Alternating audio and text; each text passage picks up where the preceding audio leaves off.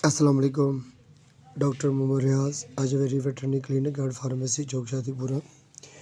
ये एक भैंस है, ये हमने आज केस किया है। तकरीबन ये 1 बजे रात को इसने मुतरका यानी कि पानी वाला मुतरका और दूसरा मकोनियम वाला जो मुतरका होता वो इसने फेंक दिया था।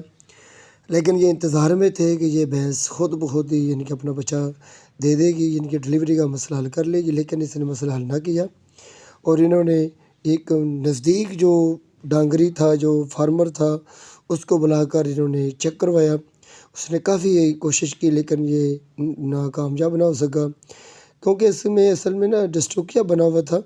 बच्चे की पोजीशन की ये सूरत हाल थी कि जो बच्चे का सर था, हेड था, वो एब्डोमिनल कैविटी में था, और जबकि जो दोनों टांगें थी वो वजाइना से होती हुई वल्वा के पास आई हुई थी।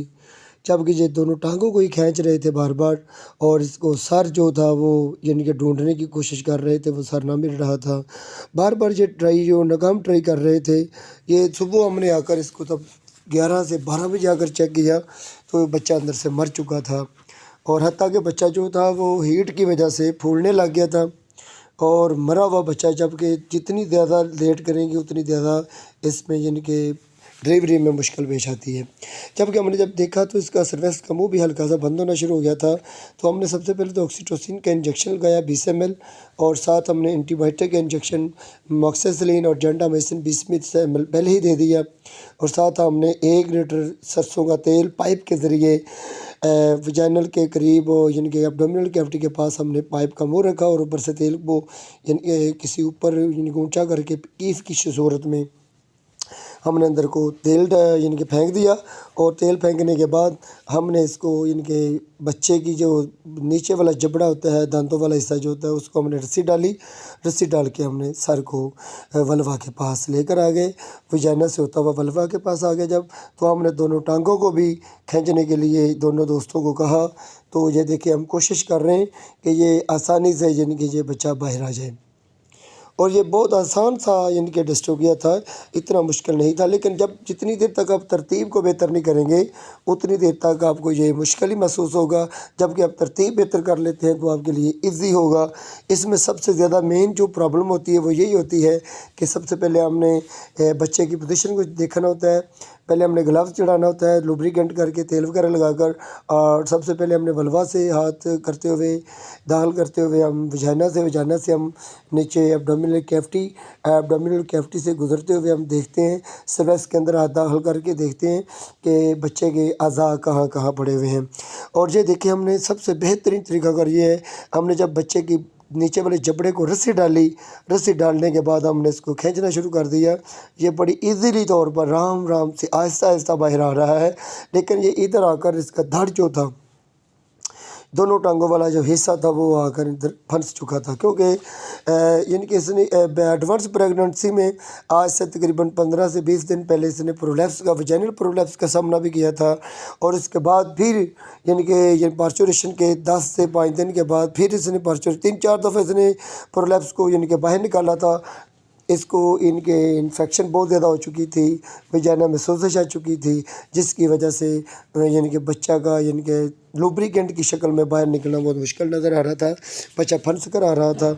इतना ज़्यादा तेल लगाने के बावजूद भी ये इतना ज़्यादा सीरियस केस हुआ था, क्योंकि इन्होंने इधर नज़दीकी डॉक्टर से यानी कि जो प्रोलैप्स का केस हैंडल किया, उसने कोई इंट्रायूट्राइन कोई मेडिसिन वगैरह का यूज़ नहीं किया, एंटीबायोटिक का कोई अच्छा यानी कि इंजेक्शन ना यूज़ करवाया, ऑक्सीटेट्रासाइक्लिन यानी कि बैक्टीरिया स्टेटिक का यूज़ करवा रहे थे, जबकि इसको बैक्टीरिया स्टेटिक के बजाय बैक्टीरिया साइडल की प्रोडक्ट लगनी चाहिए थी। साथ विटामिन मिनरल कैल्शियम वगैरह की डोज दे देते तो ये प्रॉब्लम बनती ना। ये देखिए हमने फिर तेल को दोबारा फिर हमने यानी कि वल्वा के अंदर से यानी कि हाथ डालकर तेल को वजाइना तक पहुँचाया, ताकि हम लुब्रिकेंट करें, ताकि ये जो स्लिपिंग करके ये जो यानी कि बेबीज़ बच्चा जो है भैंस की जो पैदाइश का मसला जो रुका हुआ है, इसको हम आसानी से बाहर को निकाल सकें। और सबसे बेहतरीन चीज़ ये है कि हमने जब इसको खींचा तो बड़ी आसानी के साथ लुब्रिकेंट की वजह से ये आराम से आहिस्ता आहिस्ता ये निकलना शुरू हो गया। डिस्ट्रोकिया का मसला हल हो चुका था। तो हमने जब बच्चा यानी कि बाहर निकाल लिया था तो सबसे पहले हमने ये देखा शायद हो सकता है इसका सांस हो, लेकिन ये बच्चा मरे हुए को 10 से 12 घंटे हो चुके थे। ये बच्चा यानी कि बचने की बिल्कुल उम्मीद नहीं नज़र आ रही थी, चांसेस नहीं नज़र आ रहे थे।